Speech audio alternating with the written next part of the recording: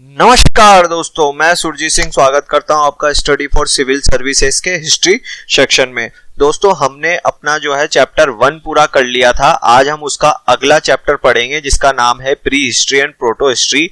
अगर हिंदी में इसको हम बोले तो पढ़ेंगे हम प्राग इतिहास एवं आदि इतिहास काल। ठीक है, लेकिन आगे बढ़ने से पहले आज मैं आपको एक इंपॉर्टेंट इंफॉर्मेशन दे दूं। वो क्या है कि टेलीग्राम ग्रुप जो है हमने बनाया है हिस्ट्री ऑप्शनल के लिए। ये नंबर आप नोट कर सकते हैं और यहाँ पे जाके आप ऐड हो सकते हैं। ये जो ग्रुप रहेगा वो हिस्ट्री ऑप्शनल को पूरा डेडिकेट रहेगा। इसमें मेंस को लेकर पूरी जो भी आंसर राइटिंग होगी, ठीक है, या आपकी कोई भी प्रॉब्लम होगी, वो सब इस पे आप मुझसे शेयर कर सकते हैं। और इसके अलावा प्री के पॉइंट ऑफ व्यू से भी हम इसमें कभी कभी बात करेंगे। हमारे जो है क्वेश्चंस जो होंगे प्री को लेकर वो भी हम इसमें डिस्कस कर सकते हैं। तो अगर आप ऐड होना चाहते हैं तो ये ग्रुप रहेगा, इस पे आप ऐड हो सकते हैं। तो चलिए शुरू करते हैं हमारा आज अगला चैप्टर जो है प्राग इतिहास एवं आदि इतिहास काल। इंग्लिश में अगर इसको बोले तो pre history and proto history. देखिए आपके सिलेबस में जो मेंशन है यूपीएससी के, वो मैंने यहाँ पे लिखा है। क्या क्या लिखा हुआ है उसमें? लिखा हुआ है भौगोलिक कारण एवं संग्रहण, पुरा पाषाण, मध्य पाषाण युग, और फिर लिखा हुआ है कृषि का आरंभ, नव पाषाण एवं ताम्र पाषाण युग। देखिए यूपीपीसीएस के जो सिलेबस में मेंशन है वो भी यही है। उसको थोड़ा सा घुमा फिरा के लिखा गया है कि कृषि का आरंभ या फिर पशुपालन संस्कृति, ऐसा कुछ लिखा गया है, लेकिन उसका मतलब यही है। आपको पढ़ना क्या है? आपको यही पढ़ना है, प्राग इतिहास एवं आदि इतिहास। देखिए अब शुरू करने से पहले मैं आपको 2 पॉइंट मेरे बता देता हूं। हमने जो पिछला चैप्टर पढ़ा था वो था स्रोत यानी कि सोर्सेस। उसमें हमने क्या पढ़ा कि स्रोत 2 प्रकार के होते हैं। एक होते हैं पुरातात्विक और दूसरे होते हैं आपके साहित्यिक स्रोत। तो यहाँ हम हर जो भी अब चैप्टर पढ़ेंगे उसमें इन दोनों का यूज आएगा। देखिए 2 स्रोत कौन से? पुरातात्विक और एक स्रोत पढ़ा साहित्यिक स्रोत। यानी किसी भी समाज के बारे में या किसी भी काल या एरा एज के बारे में अगर हमें पता लग रहा है तो किन चीजों से पता लग रहा है? 2 चीजों से पता लग रहा है। एक, या तो वहां पे पुरातात्विक स्रोत होंगे या फिर दूसरे होंगे आपके साहित्यिक स्रोत। जब ये दोनों स्रोत या दोनों में से एक स्रोत हमारे पास अवेलेबल होगा तभी हम उस काल या उस एज के बारे में, उस एरा के बारे में जो है हम पता लगा सकते हैं। तो देखिए आगे हम यहाँ पे देखते हैं इतिहास का विभाजन। देखिए ये जो विभाजन है ये केवल और केवल अध्ययन की दृष्टि से किया गया है। यहाँ पर कैसा विभाजन किया गया है यहाँ देख सकते हैं आप। प्राग ऐतिहासिक काल, ठीक है, 3 भागों में इसे बांटा गया है। प्राग ऐतिहासिक काल, आदि ऐतिहासिक काल और तीसरा है आपका ऐतिहासिक काल। अब इनमें डिफरेंसेस क्या क्या है और क्यों इनको ऐसे नाम दिए गए हैं ये हम पढ़ते हैं। Prehistoric age, protohistoric age और थर्ड आता है आपका हिस्टोरिक एज। देखिए इनका नाम क्यों दिया गया है, इसका कारण यह है कि जो आपका प्राग ऐतिहासिक काल है यहाँ पर आपके पुरातात्विक साक्ष्य क्या है? अवेलेबल है, यानी कि प्राप्त हुए हैं, लेकिन जो लिखित साक्ष्य हैं वो प्राप्त नहीं हुए। यानी प्राग ऐतिहासिक काल ऐसा काल है जब मनुष्य को पढ़ना लिखना नहीं आता था, इसलिए उस काल के कोई भी लिखित साक्ष्य हमें प्राप्त नहीं है। उस काल को क्या कहते हैं? प्राग ऐतिहासिक काल। ठीक है, अगला आता है आपका आदि ऐतिहासिक काल। ऐसा काल जिसमें कि पुरातात्विक साक्ष्य हमें प्राप्त हुए हैं, ठीक है, लेकिन जो लिखित साक्ष्य हैं वो भी प्राप्त हुए हैं, ठीक है, लेकिन जो लिखित साक्ष्य हैं वो ऐसे साक्ष्य हैं जिनको पढ़ा नहीं जा सका। और इसका एग्जाम्पल क्या है आपका? सिंधु घाटी की सभ्यता। ठीक है, लिखित साक्ष्य तो प्राप्त हुए हैं लेकिन उनकी जो लिपि है, भाषा शैली है, वो आज तक समझी नहीं जा सकी है कि उसमें लिखा क्या गया है। इसलिए इसमें किसको रखते हैं? सिंधु घाटी की सभ्यता को। तो ऐसे काल को या ऐसे एरा को, ऐसे एज को हम किसमें रखते हैं? आदि ऐतिहासिक काल में। और ऐतिहासिक काल यानी ऐसा काल जिसमें पुरातात्विक साक्ष्य हमें प्राप्त हुए हैं, साथ साथ हमें लिखित साक्ष्य भी प्राप्त हुए हैं जो कि पढ़ लिए जा सके हैं। और इसका जो प्रारंभ माना जाता है वो जैन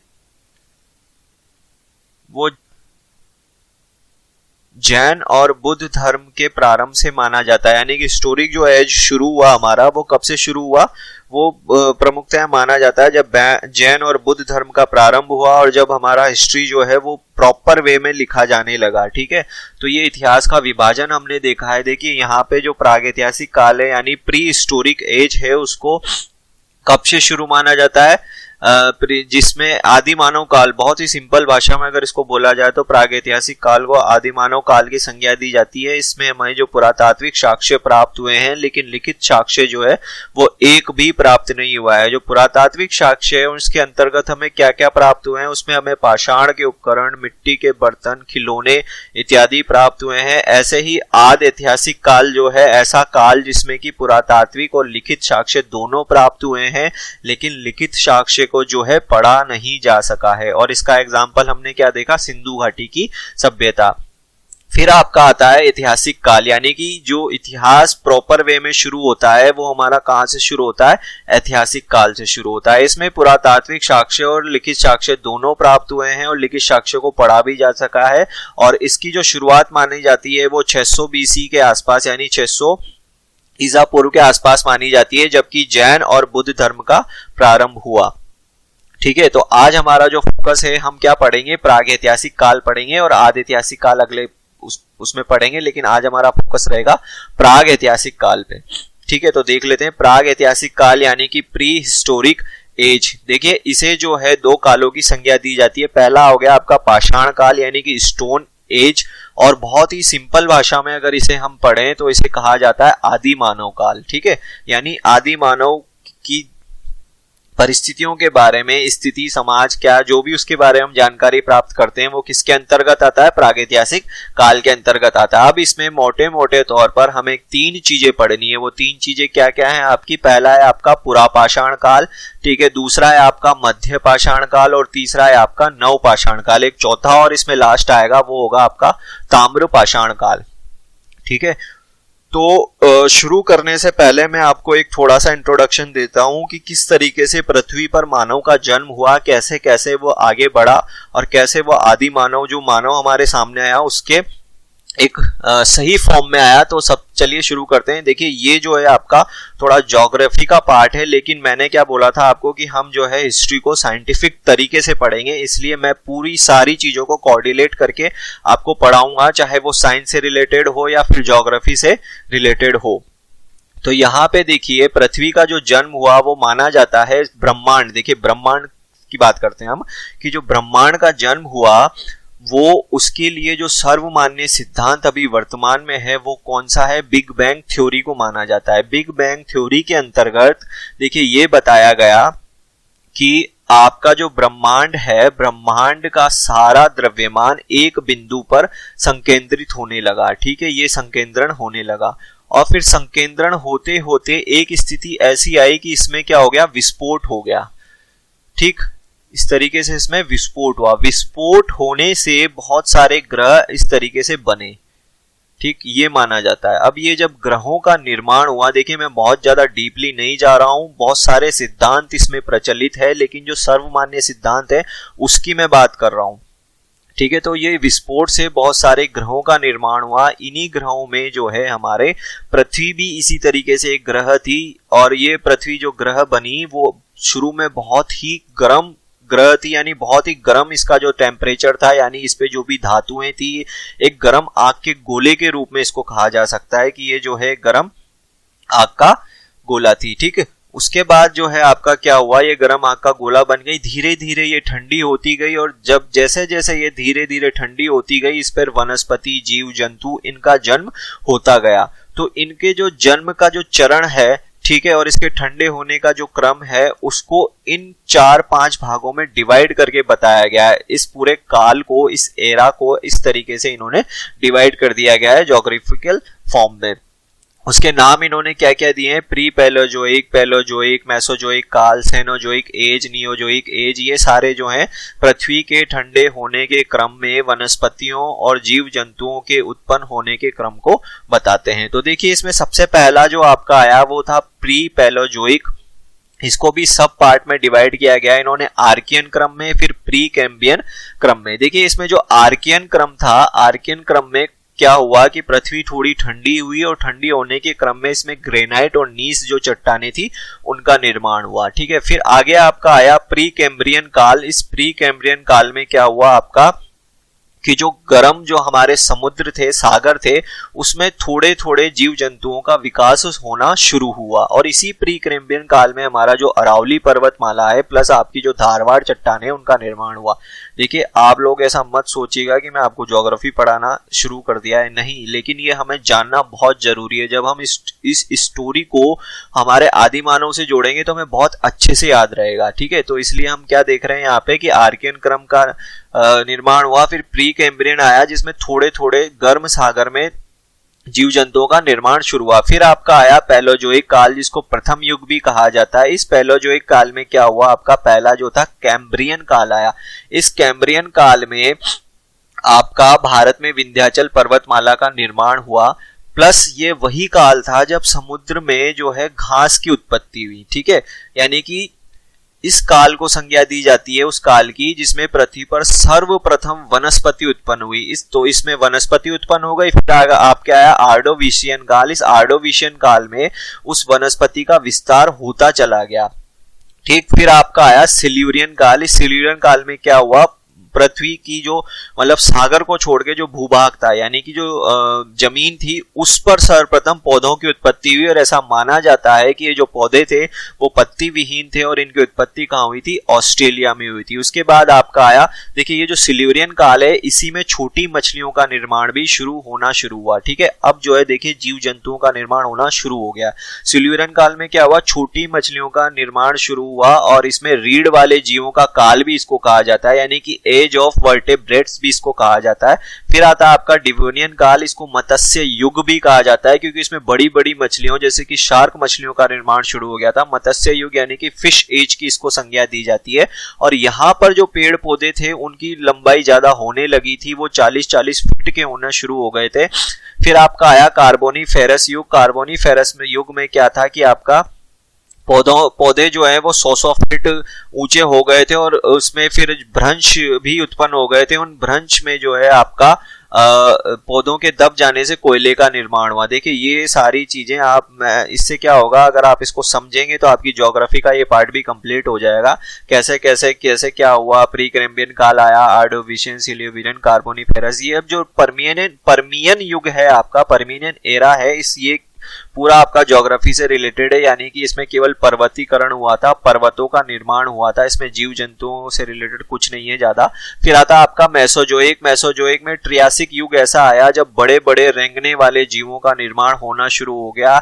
ऐसे जीव उत्पन्न हुए जो नभ में उड़ भी सकते थे आकाश में और नीचे चल भी सकते थे, जिनको आर्कियोप्टेरिक्स भी कहा गया। फिर आपका जुरेसिक काल आप सब लोग जानते ही हैं, डायनासोर जैसे जीवों का निर्माण पृथ्वी पर शुरू हुआ। फिर आपका आया क्रिटेशियस युग। क्रिटेशियस युग में आपका क्या हुआ कि हमारा जो भारत का जो दक्कन ट्रैप है या दक्कन का पठार है उसका निर्माण किस युग में हुआ, क्रिटेशियस युग में हुआ। उसके बाद आपका आता है सेनोजोइक युग। सेनोजोइक को तृतीयक युग की भी संज्ञा दी जाती है। यही वो काल है जब पृथ्वी पर विभिन्न प्रकार के जीव जंतुओं का निर्माण हुआ, ठीक है।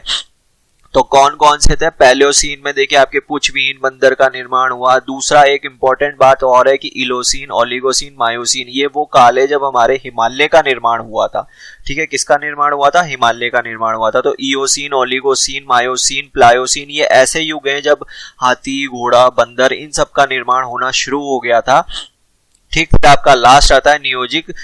प्लिस्टोसीन ऐसा युग है जब हिम जो मतलब बर्फ जो है, पर्वत, इसको हिम युग भी कहा जाता है, ठीक है। बर्फ जो है पूरा छाया हुआ था और इसी में जो है मानव अपने वर्तमान स्वरूप में आया था, ऐसा कहा जाता है। और होलिगोसीन में जो है अभी मानव ने कृषि करना शुरू कर दिया था। देखिए ये सब बताने का मकसद मेरा इतना सा है कि पृथ्वी बनी, ठीक है। बनने के बाद क्या हुआ, कुछ युग ऐसे आए, कैसे कैसे ठंडी हुई, ठंडी होने के क्रम में पहले सागर में वनस्पति उत्पन्न हुई, फिर मछलियों का विकास हुआ, फिर एम्फीबियंस यानी उभयचर जो जंतु है उनका विकास हुआ, ठीक है। ज्योग्राफी के बुक से आप थोड़ा इसको डिटेल में देख लीजिएगा, लेकिन देखिएगा जरूर, ठीक है। फिर एम्फीबियंस का निर्माण हुआ, फिर धीरे धीरे रेप्टाइल्स जो है वो बड़े होते गए, फिर उसके बाद जो है आपका बंदर और घोड़ा, हाथी, इस प्रकार के जीवों की उत्पत्ति हुई और फिर मानव का निर्माण हुआ। ये आपका एक क्रम है, ये हमें याद रखना पड़ेगा, ठीक है। अब देखिए कि मानव की उत्पत्ति तो हो गई थी, और ये उत्पत्ति देखिए ऐसा माना जाता है कि ये उत्पत्ति अफ्रीका में हुई थी। अब देखिए अफ्रीका में क्यों हुई थी, इसका एक साइंटिफिक रीजन भी मैं आपको बताता हूँ। देखिए यहाँ पे है इक्वेटर यानी कि भूमध्य रेखा, जिसको कि विषुवत रेखा भी कहा जाता है। इक्वेटर या इसको उष्ण कटिबंधीय क्षेत्र भी कहा जाता है। देखिए ये जो क्षेत्र होता है, ये क्षेत्र ऐसा होता है कि यहाँ पर सूर्य की जो रोशनी है वो सीधी क्या होती है, सीधी पड़ती है, यानी सूर्य लंबवत चमकता है यहाँ पर। अब देखिए कहीं पर भी जीव के निर्माण के लिए दो चीजें महत्वपूर्ण होती है। पहला तो होती है ऊर्जा, ठीक है, और दूसरा होता है आपका जल। अगर ये दो चीजें कहीं पर भी अवेलेबल होगी तो वहां पे जीवों का जो विकास होगा, जीव हो चाहे वनस्पति हो, इन सब का विकास क्या होगा, तेजी से होगा। और ये जो भूमध्य सागरीय ये वाला जो क्षेत्र है, ये उष्णकटिबंधीय क्षेत्र है, इस क्षेत्र में ऊर्जा की कोई कमी नहीं होती, क्योंकि जो सूर्य होता है वो लंबवत चमकता है। दूसरा यहाँ पर सूर्य के लंबवत चमकने से क्या होता है, आपके यहाँ की धरती गर्म हो जाती है और ऊपर उठती है हवाएं, जो संवहनीय जो हवाएं होती है वो ऊपर उठती है और वहां पे बारिश करा देती है। यानी इस प्रकार से यहाँ पर जल भी जो है पूर्ण रूप से यहाँ पे अवेलेबल होता है। अब जब ये दो चीजें यहाँ पे अवेलेबल होती है तो यहाँ क्या होता है कि जो आपका जीवन है वो बहुत ज्यादा विकसित हो जाता है। यानी जो पेड़ पौधे होते हैं वो भी इतने लंबाई के हो जाते हैं कि नीचे जो है आपका अंधकार सा छाया रहता है। प्लस जब इतनी एनर्जी और इतना जल यहाँ पे होगा तो विभिन्न प्रकार के जीव यहाँ पे उत्पन्न हो जाते हैं, ठीक है। इसलिए सबसे ज्यादा जो आपके क्या कहते हैं उसको, जीव जो पाए जाते हैं या जीवों के जो विभिन्न टाइप्स होते हैं वो कहाँ पाए जाते हैं, उष्ण कटिबंधीय क्षेत्र में। तो ये अफ्रीका का जो ये क्षेत्र है इक्वेटर वाला, यहाँ पर जो है जीवों की उत्पत्ति हुई ऐसा माना जाता है। इसीलिए कहा जाता है कि प्राचीन जो मानव है, मानव की उत्पत्ति अफ्रीका महाद्वीप में मानी जाती है। तो देखिए जैसे कि यहाँ पर जो है जीवों की उत्पत्ति हो गई। अब पृथ्वी के विकास के क्रम में या पृथ्वी के निर्माण के क्रम में धीरे धीरे जो युग परिवर्तन हो रहे थे, उसमें कुछ युग परिवर्तन ऐसे हुए कि कुछ युगों में तो बहुत ज्यादा अतिवृष्टि हुई और कुछ युगों में बहुत ज्यादा अल्पवृष्टि हुई। यानी कभी तो बहुत ज्यादा बारिश हो रही है और कभी बहुत ही कम बारिश हो रही है। ऐसे में मानव जो था, ठीक है, होमो सेपियंस जो माना जाता है, प्राचीन मानव का जो वंशज माना जाता है उसको होमो सेपियंस माना जाता है। वैसे तो उसके जो हमें प्रमाण मिले हैं वो फ्रांस से मिले हैं, लेकिन हम यहाँ पे देखते हैं कि जैसे ही मानव की उत्पत्ति हुई और अतिवृष्टि अल्पवृष्टि का काल आया, तब उस काल के बाद उसको लगा कि मुझे आगे बढ़ना चाहिए, या परेशान होकर, बहुत ही सिंपल लैंग्वेज में बता रहा हूं मैं, बहुत ही मतलब वो परेशान होकर आगे बढ़ा। जब वो आगे बढ़ा तो यहाँ देखिए आप, यहाँ पे ये क्या है, आपका पूरा आपका अरब प्रायद्वीप है, ठीक है। यहाँ पर रहने योग्य उसे कुछ नहीं मिला। इधर इस और अगर वो जाए तो यहाँ पर समुद्र, भूमध्य सागरीय समुद्र हो गया आपका, काला सागर, अरल सागर, ये जो है इन्होंने उसको घेर लिया, तो यहाँ वो नहीं बढ़ सका। वो बढ़ा किस तरफ, वो बढ़ा इस तरफ, ठीक है। और ये क्या आ गया आपका, भारत का इलाका आ गया आपका पूरा, ठीक है।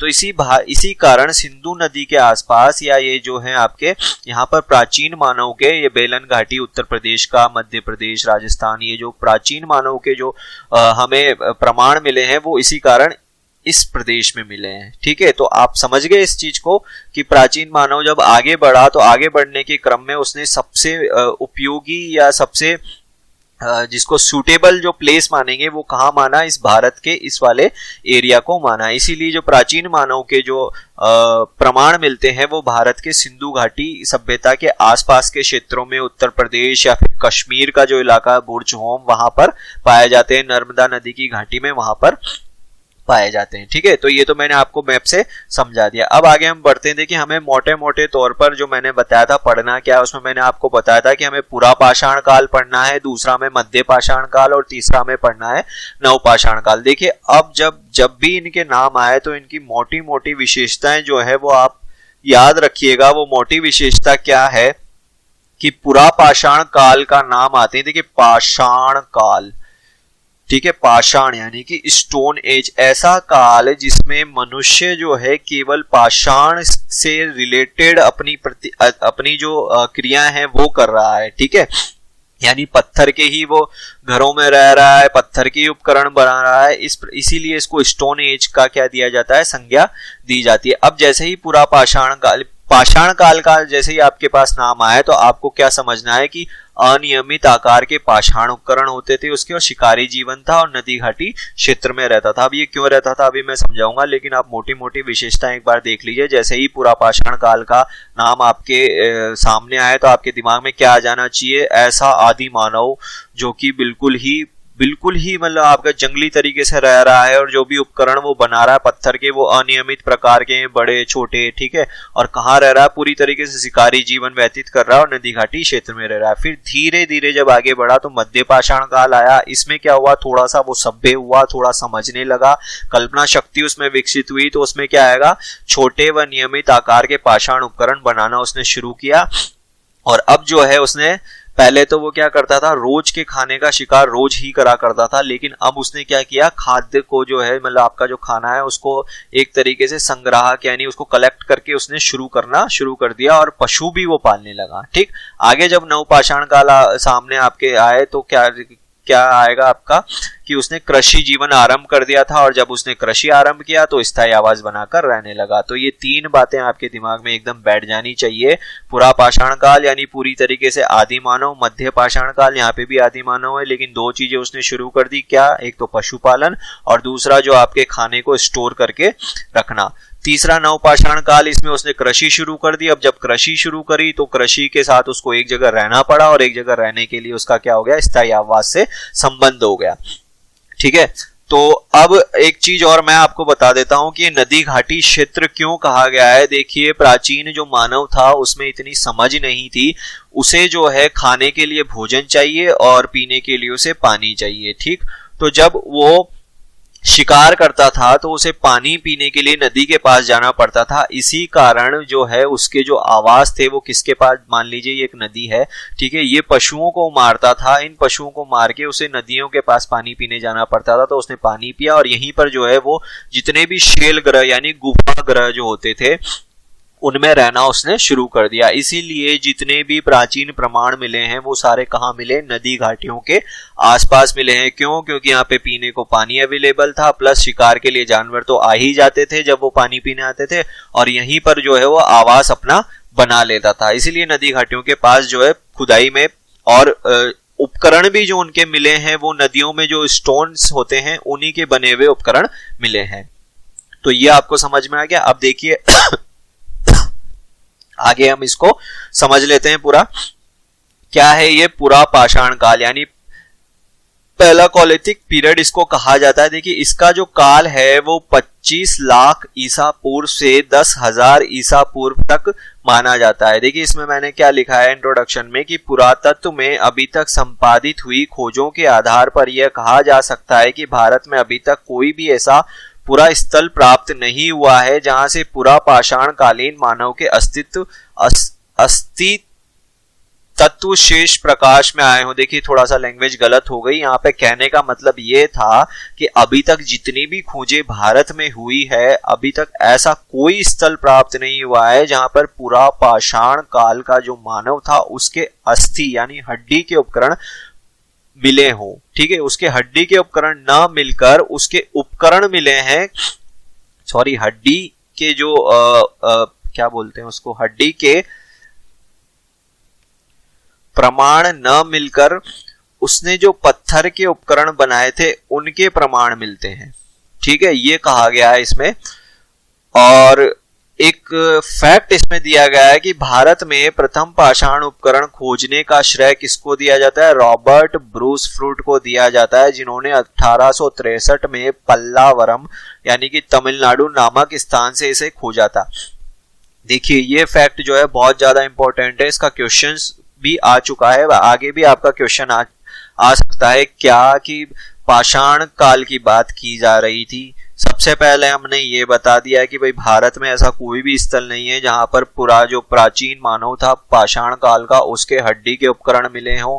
सॉरी हड्डी के जो प्रमाण है वो मिले हों, लेकिन उसने जो पत्थर के उपकरण बनाए थे वो हमें जरूर मिले हैं। फिर हमने ये बताया कि भारत की अगर बात की जाए तो भारत में पाषाण का उपकरण सबसे पहले किसने खोजा, वो खोजा रॉबर्ट ब्रूस फ्रूट ने खोजा। और कब खोजा, 1863 में। अभी 1863 फैक्ट के रूप में अगर आपको याद रखना हो तो कैसे याद रखेंगे कि 1857 की क्रांति हुई थी, क्रांति के कुछ सालों बाद ही पाषाण के जो है प्रमाण खोज लिए गए थे। 1857 के कुछ साल बाद 1863 में पल्लावरम में खोज लिए गए। अब देखिए अब आगे क्या हुआ कि 1935 में एक दल जो है वो भारत आया। वो दल जो है येल और कैम्ब्रिज विश्वविद्यालय का था। वो दल जब भारत आया तो उसने भारत की कुछ जगह को चुना। वो जगह कौन सी थी, उत्तर पश्चिम नदी घाटियों। अब ये नदी घाटियों को क्यों चुना, ये मैंने आपको बता दिया है कि नदी घाटियों में क्यों आदि मानव निवास करता था। और ये जो नदी घाटियां थी वो शिवालिक का क्षेत्र थी। अब ये शिवालिक कहाँ आता है आपका, देखिए वृहत हिमालय, लघु हिमालय और फिर जो आपका निचला हिमालय आता है उसको शिवालिक की संज्ञा दी जाती है। तो ये वही शिवालिक है जहाँ की नदी घाटियों में, उसके अलावा मध्य प्रदेश में नर्मदा घाटी, मद्रास के निकट कोलियार नदी घाटी का सर्वेक्षण किया। ठीक है, ये समझ गए आप। तो जब इन्होंने सर्वेक्षण किया और उस सर्वेक्षण के आधार पर हमारे सामने क्या बात आई कि जो पाषाण काल था इसको भी इन्होंने 3 भागों में बांट दिया। ठीक है, क्या क्या, अब क्यों बांटा, क्योंकि इनके जो पत्थर के जो उपकरण प्राप्त हुए थे ये इस तरीके के, उनका जो बनाने का जो तरीका था या उनकी जो तकनीक थी उसमें अंतर था। उसी तकनीक में अंतर के कारण इन्होंने क्या किया है कि जो पूरा पाषाण युग था उसको भी 3 भागों में बांट दिया। क्या क्या थे वो 3 भाग, पहला भाग था आपका निम्न पुरा पाषाण युग, दूसरा आपका मध्य पुरा पाषाण युग और तीसरा आपका ऊपरी पुरा पाषाण युग। ठीक है, ये 3 भागों में इसको हमने डिवाइड कर दिया। अब आगे पढ़ते हैं कि साथ ही इन खोजों के आधार पर भारत में निम्न पुरा पाषाण युग के स्थलों को भौगोलिक परिवेश के आधार पर 4 वर्गों में विभाजित किया गया है। ठीक है, अब जो है जो पुरा पाषाण युग था आपका, भौगोलिक परिवेश के आधार पर उसको 4 भागों में बांटा, यानी कि पुरा पाषाण युग के जो प्रमाण है वो मिल कहां से रहे थे, ये प्रमाण मिल रहे थे हमें प्राकृतिक गुफा, शैल ग्रहों के स्थल। शैल ग्रहों यानी पत्थर से जो गुफाएं बन जाती है जो प्राकृतिक बनी हुई रहती है उनको शैल ग्रह कहते हैं। ठीक है, घाटियों में स्थित खुले आवास स्थल, कुछ ऐसी घाटियां जहां पर रहने योग्य आवास है तो वो घाटियों के स्थल, उपकरण बनाने के स्थल और नदियों के जमाव वाले स्थल। ठीक है, ये ऐसे स्थल थे जहां पर आदि मानव जो है प्राकृतिक रूप से रहा करता था। ठीक, अब आगे इसमें देख सकते हैं कि विभिन्न खोजों के परिणाम स्वरूप यह कहा जा सकता है कि निम्न पुरा पाषाण कालीन उपकरण बड़े खुरदरे प्रस्तरों पर, प्रस्तर है देखिए पत्थर, प्रस्तर यानी पत्थर पर बने हैं जिनको नदी घाटियों में पर्वतों की ढाल से, ढाल आएगा यहाँ पे, पाषाण खंडों के रूप में प्राप्त किया जाता है। देखिए वही बात आ गई आपकी कि पुरा पाषाण में भी निम्न पुरा पाषाण काल अगर हम पढ़ रहे हैं तो सबसे पहली बात की जो हमारे उपकरण थे वो अनियमित प्रकार के और बड़े बड़े पत्थरों पर बने हुए थे। उसके बाद हमने लिखा कि अभी तक संपन्न हुई खोजों के आधार पर यह कहा जा सकता है कि निम्न पुरा पाषाण युगीन मानव स्वयं के द्वारा निर्मित पाषाण उपकरणों से ही पहचाना गया तथा इस काल में तत्कालीन मानव ने भारत के सभी क्षेत्रों में विस्तार पा लिया था। ठीक है, ये एक नई बात हमारे सामने आई है कि ये ऐसा युग आ गया था जब मानव बढ़ते बढ़ते भारत जो है उसके हर क्षेत्र पर लगभग आ गया था। वो हर क्षेत्र क्या था यहाँ पर देख लीजिए, मानव ने कश्मीर और कांगड़ा घाटी से लेकर राजस्थान, गुजरात के शुष्क अर्धशुष्क भागों, असम जैसे अतिवृष्टि क्षेत्र, बिहार के घने जंगलों के साथ ही कोंकण, सौराष्ट्र और तमिलनाडु तक अपनी संस्कृति का विस्तार कर लिया था। देखिए ये जो भी नाम लिए गए हैं यहाँ पर पुरा पाषाण कालीन मानव के जो है अवशेष मिले हैं। अब ये अवशेष मिलने के आधार पर ही ये कहा गया है कि यहाँ पर जो है पुरा पाषाण काल का जो मानव है उसने अपना विस्तार या अपनी संस्कृति कायम कर ली थी। अब आगे पढ़ते हैं कि अधिकांश आरंभिक पुरा पाषाण युग हिम युग में गुजरा। इसके प्रमुख उपकरण कुल्हाड़ी, हस्त कुठार, विदारणी और खंडक है। भारत में पाई गई कुल्हाड़ी काफी हद तक वैसी ही है जैसी पश्चिम एशिया और यूरोप, अफ्रीका में मिली है। पत्थर के औजारों से मुख्यतः काटने और खोदने और छीलने का काम लिया जाता था। आरंभिक पुरा पाषाण युग के स्थल अब पाकिस्तान में, पंजाब में सोहन नदी घाटी में। देखिए जितने भी नाम आ रहे हैं अगले वीडियो में मैं आपको मैप के द्वारा इन्हें समझा दूंगा कि सोहन नदी घाटी क्षेत्र कहाँ है। ठीक है, राजस्थान का कौन सा क्षेत्र है, कश्मीर का कौन सा क्षेत्र है, ये सारे मैं आपको बता दूंगा। मानव के ऋतुकालिक बसेरों के रूप में किया जाता था किनका, जलाशयों का उपयोग। ठीक है, इस अवधि में जलवायु में नमी कम हो गई थी। अब देखिए आगे जो है आप इसमें बताया गया है कि निम्न पुरापाषाण कालीन संस्कृति के मानव द्वारा निम्न प्रकार के प्रस्तर प्रयोग में लाए जाते थे। प्रस्तर उपकरण, ठीक है। अब ये उपकरणों के पढ़ सकते हैं आप, हस्तकुटार यानी कि हैंड एक्स जिसको कहा जाता है, विदलक यानी कि क्लेवर जिसको कहा जाता है, ये आप देख सकते हैं। ये अंडाकार उपकरण होता है जिसको बारीक तराशा जाता है, यहाँ आप डायग्राम में देख सकते हैं। ये अंडाकार उपकरण है जिसको बारीक तराश कर ही क्या करते थे, कुल्हाड़ी की तरह उपयोग में लेते थे, ठीक है। और विदलक जो है कुल्हाड़ी के आकार का उपकरण जिसका प्रयोग लकड़ी आदि काटने के लिए किया जाता था। कुट्टवयक जो है गुट्टिका पर बना एक धरातल से तराश कर धार वाला उपकरण, ठीक है। अब ये गुट्टिका क्या होती है, पानी के बहाव द्वारा घिसा पाषाण का टुकड़ा, यानी कि वही देखिए पानी से जब टुकड़ा घिसता है तो इस तरीके से गोल हो जाता है। कुल मिलाकर ये जो है आपके इस प्रकार के पाषाण के जो उपकरण थे वो यहाँ डायग्राम में आप देख सकते हैं ऐसे होते थे। इसी प्रकार से छोलनी भी आप देख सकते हैं, छिद्रक भी आप यहाँ पढ़ सकते हैं कि क्या होते थे। देखिए ये लिखा हुआ मैं इसलिए आपको बता रहा हूं ताकि आप इससे नोट्स बना सकें। समझ में तो हमें केवल इतना ही रखना है कि जैसे ही पुरापाषाण काल का नाम आ जाए ये याद रखना है कि आदि मानव बड़े बड़े लकड़ी के उपकरण और शिकार करता था, नदी घाटियों के पास रहता था, इस प्रकार से हमें याद रखना है। बाकी जो लिखना है तो थोड़ा बहुत आप यहाँ से इन पैराग्राफ में देखकर अपने नोट्स बना सकते हैं। उसके बाद देखिए हम आ जाते हैं हमारा मध्य पुरापाषाण काल। देखिए पूरा मध्य पाषाण काल और मध्य पुरापाषाण काल दो अलग अलग चीजें हैं, इसमें आप जो है कंफ्यूज मत होइएगा। ये पूरा इसमें लगा हुआ है पूरा, ठीक है। और जब ये पूरा हट जाएगा तो मध्य पाषाण काल आ जाएगा, लेकिन अभी तो हम पुरापाषाण काल का ही जो सब टॉपिक है उसको पढ़ रहे हैं। वो क्या है, मध्य पुरापाषाण काल, ठीक है। तो मध्य पुरापाषाण काल की क्या विशेषता थी कि इस काल को फलक ब्लेड, यहाँ पे ये ब्लेड होगा, ब्लेड स्क्रैपर संस्कृति के नाम से भी जाना जाता है क्योंकि अधिकांश उपकरणों का निर्माण फलक ब्लेड पर हुआ है। HD सांकलिया द्वारा 1954 में प्रवरा यानी महाराष्ट्र में नेवासा नामक स्थान से प्रथम बार इस संस्कृति के अवशेषों को खोजा गया। ये फलक क्या होता है अभी बताता हूँ। मुख्य औजारों में विविध प्रकार के फलक, वेदनी, छेदनी और खुरचनी है। देखिए इस प्रकार से जो एक पत्थर होता है, ठीक, इस पत्थर पर इन्होंने इस तरफ यहाँ पर जो है धार कर दी है, ठीक। अब ये एक निश्चित आकार हो गया, थोड़ा सा निश्चित आकार इनको देना शुरू कर दिया, ये धार, तो यही कहलाता है आपका, क्या कहलाता है, स्क्रैपर, जिसको खुरचनी कहा जाता है, ठीक है। ये इसमें 3/4 भाग जो होता है धारदार होता है और उससे ये खुरचने या फिर काटने छिलने का काम लेते हैं। इस प्रकार का एक ये भी उपकरण होता है जिसको कहा जाता है वेदनी यानी कि पॉइंट्स, इसमें ये पॉइंट निकला होता है जो कि आपके वही छीलने वगैरह के काम आता है। उपकरणों की विशेषता निम्न पुरापाषाण कालीन उपकरणों से छोटा होना, यानी कि पहले जो उपकरण बनाए जा रहे थे अब थोड़े से उससे छोटे हो गए थे। यहाँ हम एक प्रकार के सरल बटिकाश्म उद्योग, पत्थर के गोलों से वस्तुओं का निर्माण देखते हैं जो तृतीय हिमालय हिम आवर्तन के सीधे समकाल में चलता है। ये आपको उसमें अपने जो पॉइंट्स लिखेंगे उसमें आपको इंक्लूड करना है। इस काल में निम्न पुरापाषाण काल की तुलना में जनसंख्या में वृद्धि हुई, ठीक है।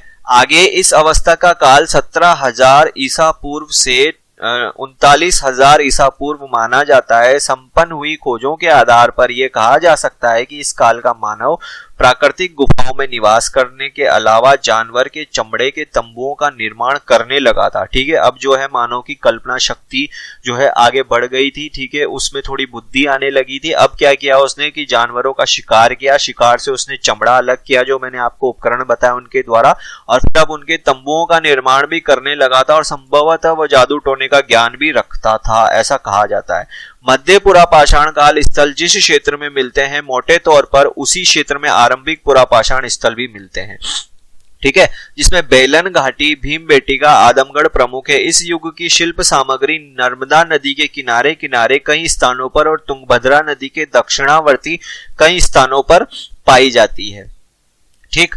तो गत वर्षों में की गई अनेक खोजों से यह ज्ञात हो गया है कि मध्य पुरापाषाण कालीन संस्कृति महाराष्ट्र, कर्नाटक, आंध्र प्रदेश, तमिलनाडु, उड़ीसा, बिहार, उत्तर प्रदेश, राजस्थान, गुजरात के अलावा केरल, मेघालय, पंजाब, कश्मीर के भागों में भी आंशिक रूप से छोटे स्थलों में विद्यमान थी। ये हमने उन स्थलों के नाम लिख दिए हैं जहां से हमें इसके बारे में जानकारी या प्रमाण मिले हैं, ठीक है। उसके बाद हम पढ़ते हैं उच्च पुरापाषाण काल, ठीक है। अब ये तीसरा जो देखिए पुरापाषाण काल के 3 भाग, निम्न पुरापाषाण काल है ना, और मध्य पुरापाषाण काल, अब उसका लास्ट पार्ट है, लास्ट पार्ट है उच्च पुरापाषाण काल। इसमें देखिए हम क्या पढ़ेंगे कि वर्तमान में अभी तक संपन्न हुई खोजों के आधार पर यह माना जाता है कि पुरापाषाण काल का आरंभ लगभग 40,000 ईसा पूर्व शुरू हुआ था तथा इस संस्कृति की अवस्था में मानव बहुत तीव्र गति से तकनीक का विकास हुआ, उसमें कल्पना शक्ति और कलात्मक चेतना की अभिवृद्धि हुई। यानी ये काल जब आया तो मानव इस स्थिति में पहुंच चुका था कि उसकी कल्पना शक्ति बढ़ चुकी थी, उसका तकनीकी विकास बहुत ज्यादा हो चुका था। ठीक है, अब आगे पढ़ते हैं कि ऊपरी पुरापाषाणीय अवस्था में आर्द्रता कम थी। देखिए ये सारे भौगोलिक, अच्छा हाँ मैं आपको एक बता दूं कि किसी भी देश का जो इतिहास है वो उसके भौगोलिक स्वरूप से बहुत ज्यादा प्रभावित होता है। अब कैसे प्रभावित होता है, मान लीजिए कि कोई देश अगर समुद्र के पास है तो समुद्र से रिलेटेड जो भी क्रियाएं होगी उसका इफेक्ट उसके एग्रीकल्चर पे पड़ेगा, यानी कि कृषि पर पड़ेगा। यानी वर्षा कम ज्यादा हो रही है तो उसकी जो फसल होगी वो भी उसके अनुरूप होगी। अब फसल वैसी होगी तो उसका व्यापार वाणिज्य भी उससे रिलेटेड होगा, क्योंकि कच्चा माल अधिकांशतः हमें कहाँ से मिलता है, कृषि से ही मिलता है। अब जब कच्चा माल की आपूर्ति व्यापार वाणिज्य में होगी तो व्यापार का स्वरूप भी वैसा ही होगा। अब जब व्यापार का स्वरूप वैसा होगा तो जो देश की अर्थव्यवस्था होगी वो भी उसी के अकॉर्डिंग होगी। अब जब अर्थव्यवस्था वैसी होगी तो वहां के लोगों की जो क्रियाएं होगी, वहां के लोगों की जो आदतें, हैबिट होगी, वो सब उसी के अकॉर्डिंग होगी। इसलिए वहां का इतिहास, किसी भी देश का इतिहास उसके भौगोलिक स्वरूप से बहुत ज्यादा प्रभावित होता है। ये बात आप ध्यान रखिएगा। ठीक, जैसे कि आप अरब देश का ले सकते हैं। अरब देश में देखिए वहां पर कृषि ज्यादा नहीं हो पाती, लेकिन वहां पर जो है पेट्रोलियम तेल ज्यादा है। तेल ज्यादा है तो वहां की जो इकोनॉमी है वो किससे चलती है, वो ऑयल जो आपका फील्ड है उसी से चलती है। तो वहां की जो इकोनॉमी है वो अप डाउन होती रहती है ऑयल के जो आपके प्राइस है उनमें गिरावट के साथ। इसी प्रकार से आपका भारत ले सकते हैं। भारत एक ओर से हिमालय से गिरा हुआ है दूसरी ओर उसके समुद्र है।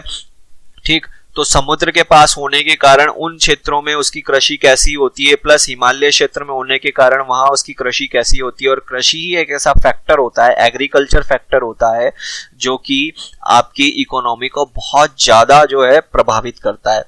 तो जैसे जैसे अब पृथ्वी ठंडी होती जा रही थी, कुछ काल ऐसे आए जब हिमयुग आया, यानी कि बर्फ का युग आया पूरा, और फिर धीरे धीरे पृथ्वी जो है ठंडी होती गई और उसमें जो आर्द्रता, ह्यूमिडिटी भी कम होती गई। और जब ह्यूमिडिटी कम हुई तो मानव का विकास भी जो है उस तरीके से होता गया। तो हमने यहाँ पे यही लिखा है कि ऊपरी पुरापाषाण अवस्था में आर्द्रता कम थी। इस अवस्था में विस्तार हिमयुग की अंतिम अवस्था के साथ रहा जब जलवायु अपेक्षाकृत गर्म हो गई।